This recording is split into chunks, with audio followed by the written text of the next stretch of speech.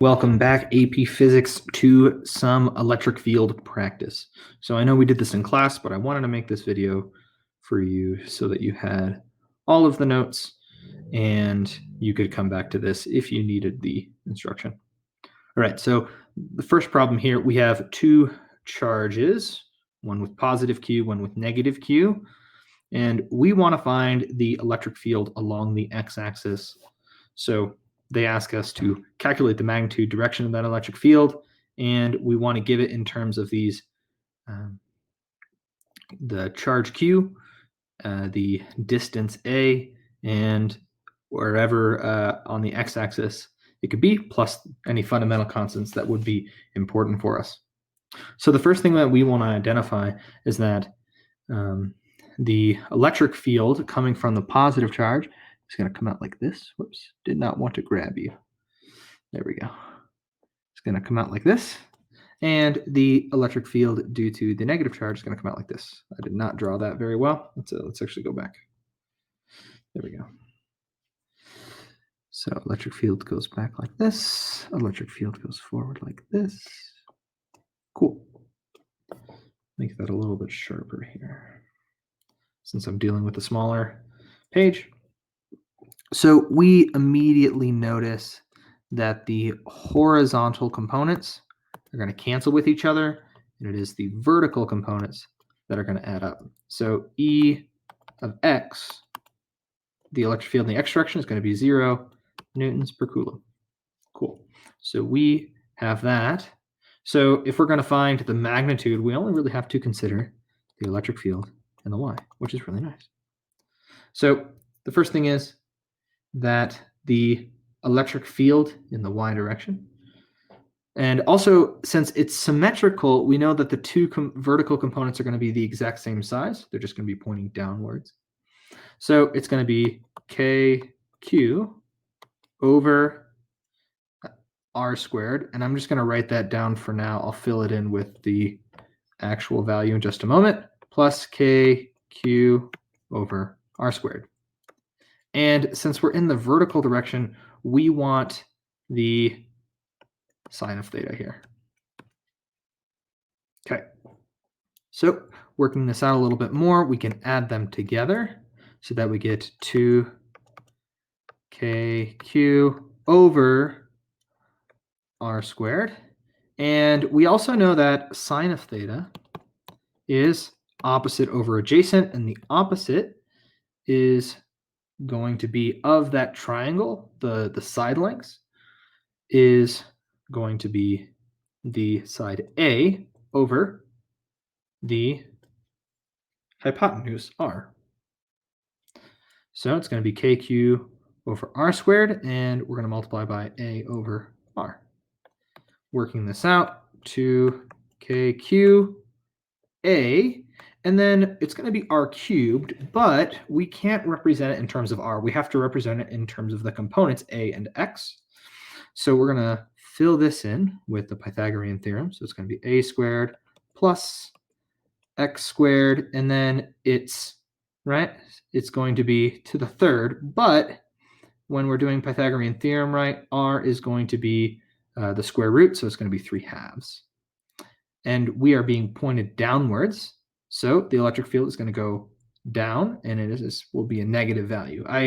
You can look at it here, right? So since we're have a negative q, right, that's going to be there for the negative value, and the direction here is going to be negative as well. So when you add them together, you're going to get 2kqa over a squared plus x squared to the 3/2. Now, what the heck is the electric field going to look at from negative 4a to 4a? And we want to label the maximum value and the label the maximum value of the electric field. And if we were to draw the electric field at all points, we would find that whenever we are closest to our charges, that is going to be the points at which the electric field is strongest. And so it's going to make sense to us just by inspection that the point x equals 0 is going to be our largest electric field. So if I draw my electric field or if I draw the graph of electric field, so this is going to be X and this is going to be electric field. So if I'm at 0, then we are going to get a maximum value of negative 2kq over a squared. And this is our max. And going from negative 4a to 4a, the electric field is going to be uniform. So that means it's going to be the same, or sorry, it's not going to matter on either side of the x-axis. If the electric field will be larger or smaller, it will be the same. And this will be an inverse quadratic function.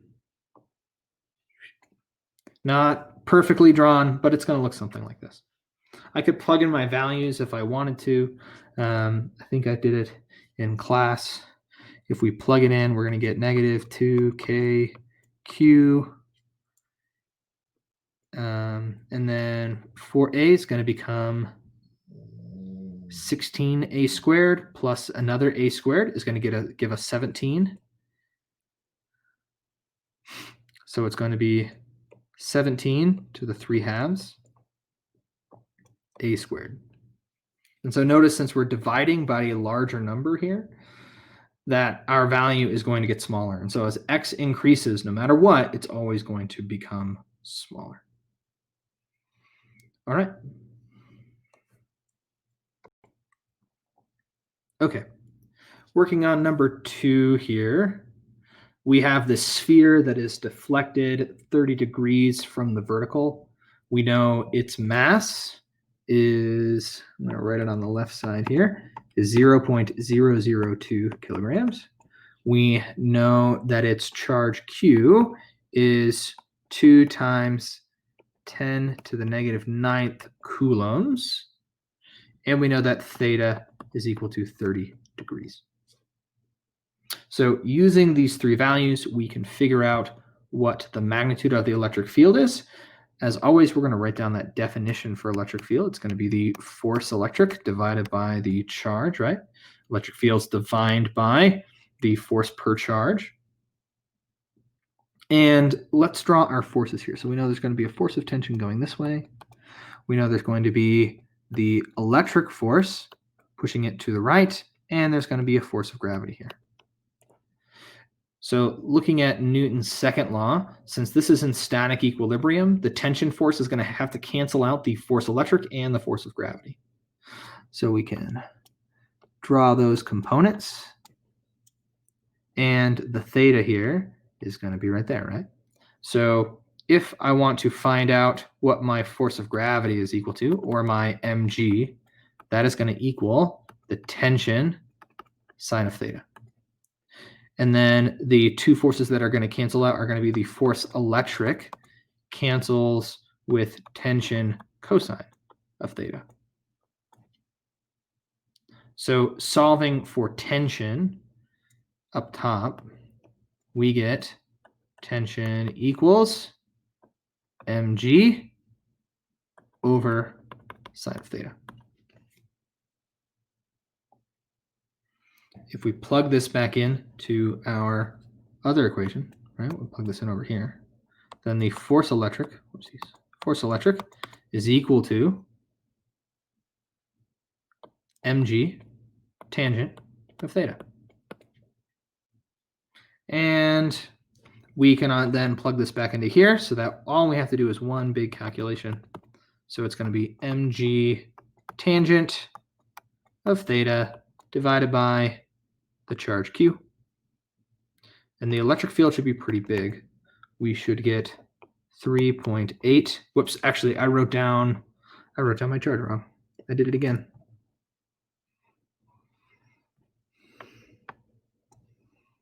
This is 3, right? It's 3 nanocoulombs. All right, so 3.8 times 10 to the 6th newtons per coulomb. Awesome. solving number 3 here, we have a lot more things to write down. So I'm going to start writing down those givens on the left side of the page here. So it's going to be the velocity in the x is 2 times 10 to the 7th meters per second. Actually, I should read through the problem. An electron is projected with an initial velocity of 2 times 10 to the 7th meters per second through a uniform electric field. So when we say uniform, that means that it's not going to be a vector field that points in different directions. It will be pointing all in the same direction, and the magnitude of those vectors will all be the same. So anywhere within here is all going to be the same electric field. It's not going to be different. We know that the width of the 2 plates is going to be 3 centimeters, and they're separated by 1.5. It's going to be direction vertically downward. So since the direction is downward, that means that this is going to be positively charged, this is negatively charged, which means that since this is attracted, our charge is actually going to be negative, which makes sense because it's an electron. And the electron is going to enter at a point midway in between. So it doesn't have to actually go 1.5 centimeters. Instead, the distance y that it's going to travel is going to be 0.0075, right? Half of that distance. We know that the horizontal distance that it travels is going to be 3 centimeters, or 0.03 meters.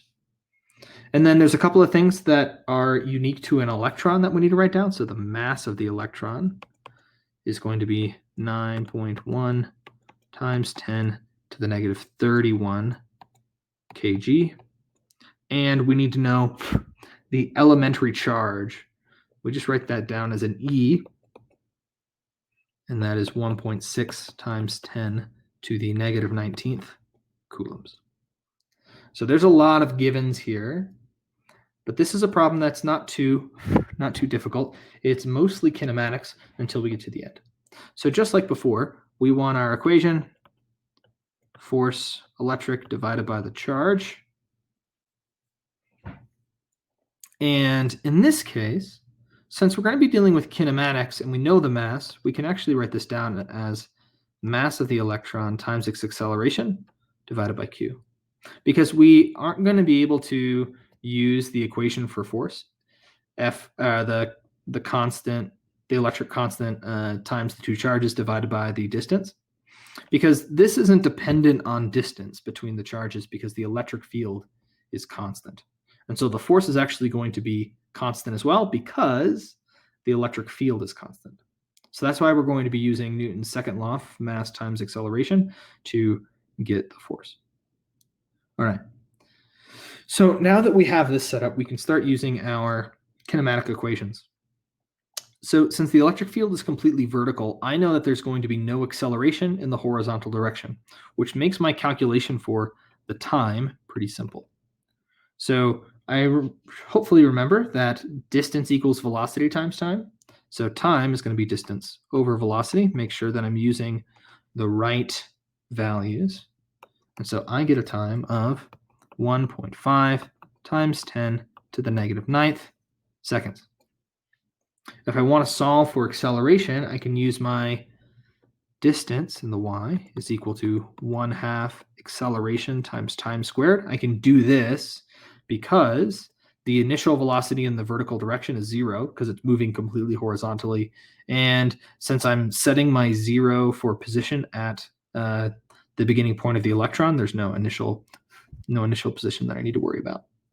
So solving for time, I get the equation time equals 2 dy over, oh, wait, sorry, I want acceleration. Let's erase this. There we go. This is acceleration divided by time squared. And I get a value of pretty big, 6.67 times 10 to the 15th meters per second squared.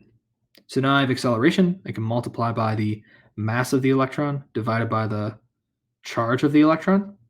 And I should find an electric field value equal to, rounded up to about 38 1,000 newtons per coulomb.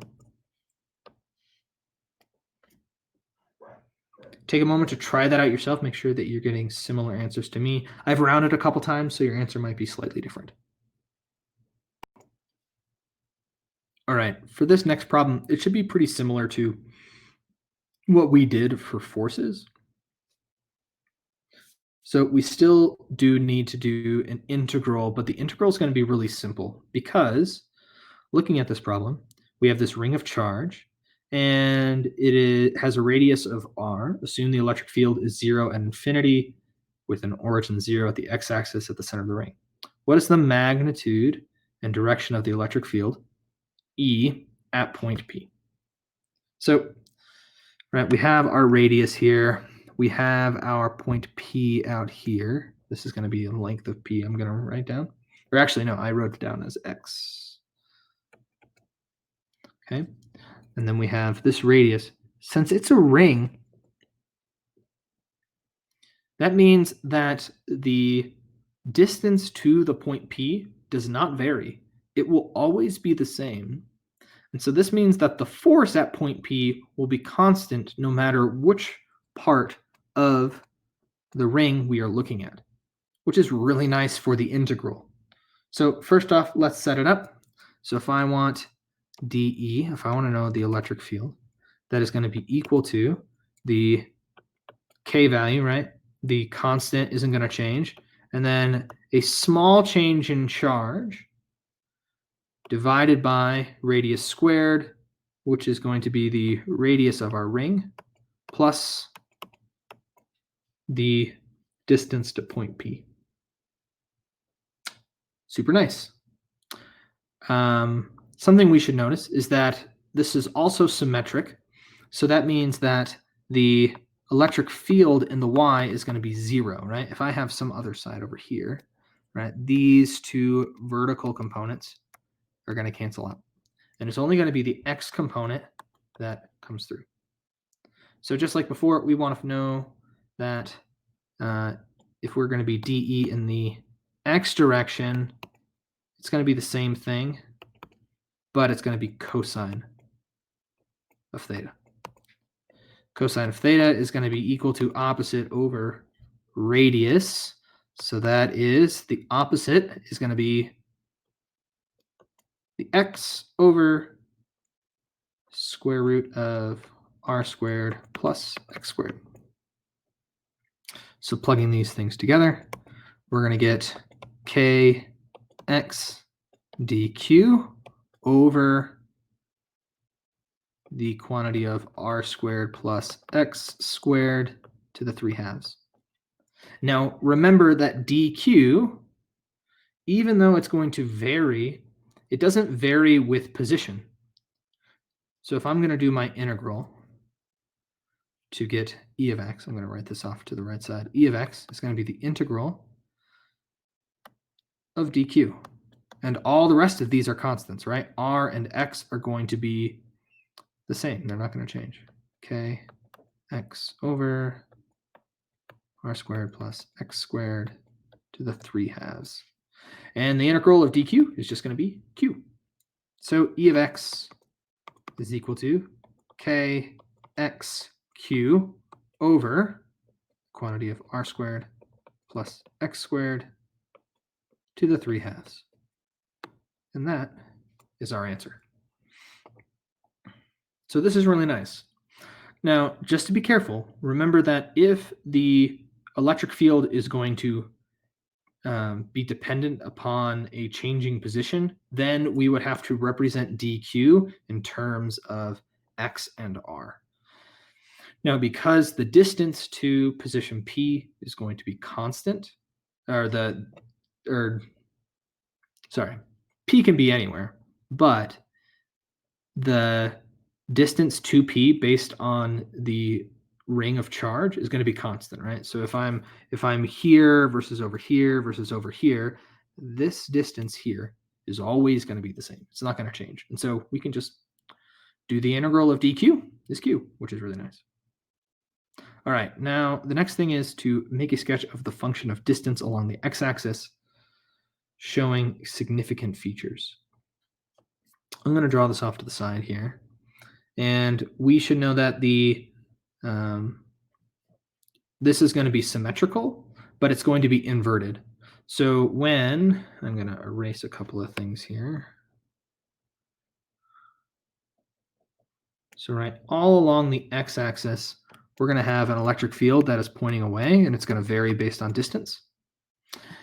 Something that we should immediately notice is that since if there's a charge immediately at position 0, then all of the charge is going to be pointed inwards, and they're just going to cancel out, right? All of the forces are in the x and y. It's in the xy plane. There's no x component, or sorry, the yz plane. And so the electric field actually at the center of the charge is going to be 0 newtons per coulomb. As we move out here, the electric field is going to invert. It's going to point away.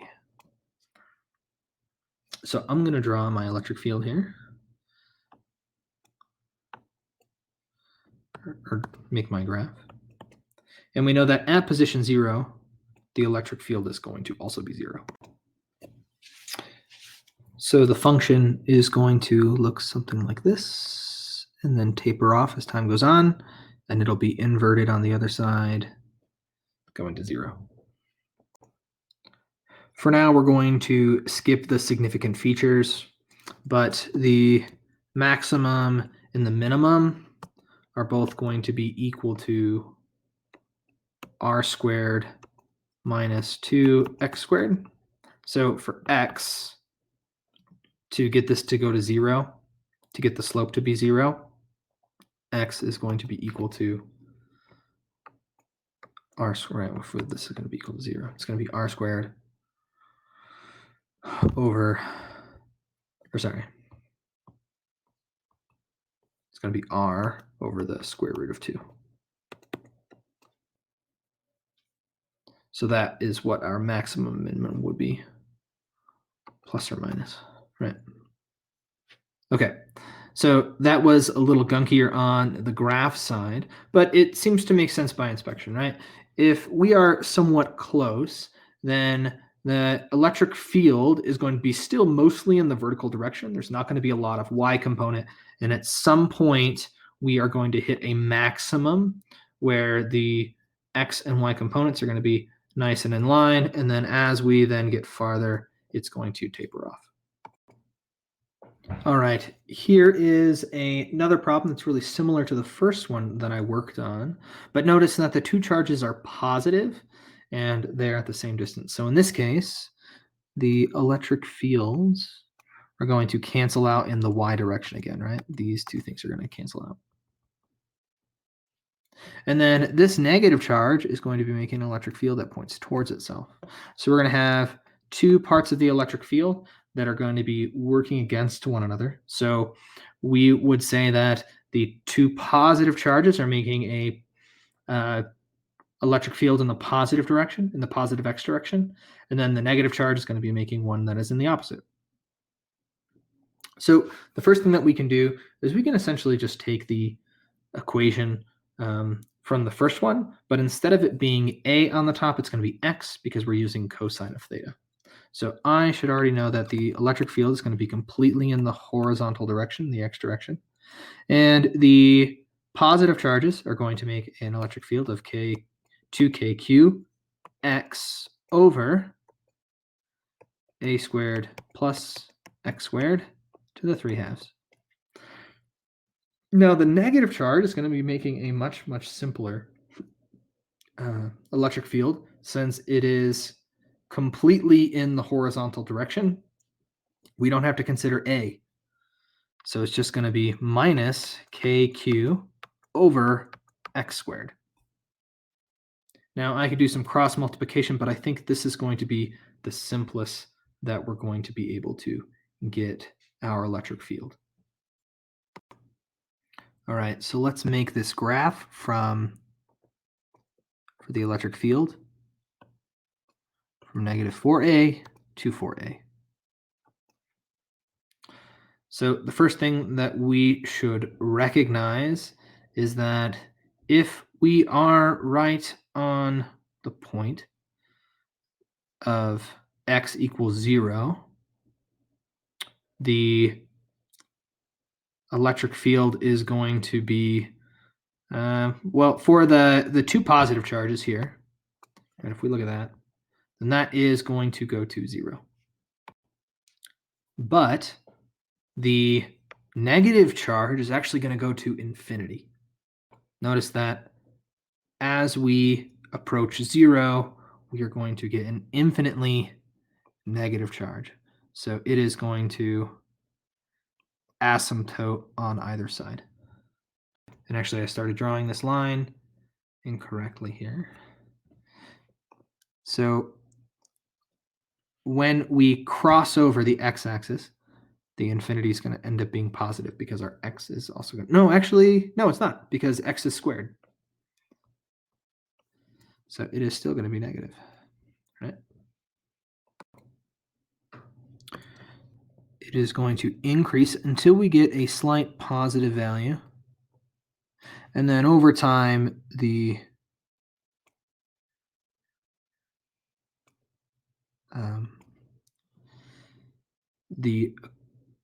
electric field is going to taper off and go to 0. So the negative charge is going to win when it's really close, but at some point, the electric field is going to flip to becoming away from the charges, and it's going to hit some maximum and then go to 0. If we want to find the magnitude and direction of the electric field at point 2A, first off, this is going to be, right, that's the y component. So first off, we know that it's going to be pointing away because it will be closest to a positive charge. And then there's a second positive charge that's going to be pointing it away, but that's going to be 3A away. So even though it's much farther away, we should, by inspection, be able to know that it's going to be an electric field pointing upwards. If we wanted to find the electric field there, we could just simply add up the different electric fields at that point. So we know that it's going to be the positive charge over a squared, and we can just pull out the constant here. Then we're going to subtract the negative charge. So it's going to be KQ. And then notice that now it's going to be 2A away. So it's going to be 4A squared. And then the other one's going to be 3A away. So it's going to be Q. And this will be positive over 9A squared. I could solve for this, but it's going to be some ugly cross multiplication that I don't really want to get into. But this is where you would start. For this last set of problems, I want you to do your best to figure out if the electric field is 0 at the point, or for C and D, how large the electric field is going to be. And then answer that final question. And then we will discuss the answers when we return to class.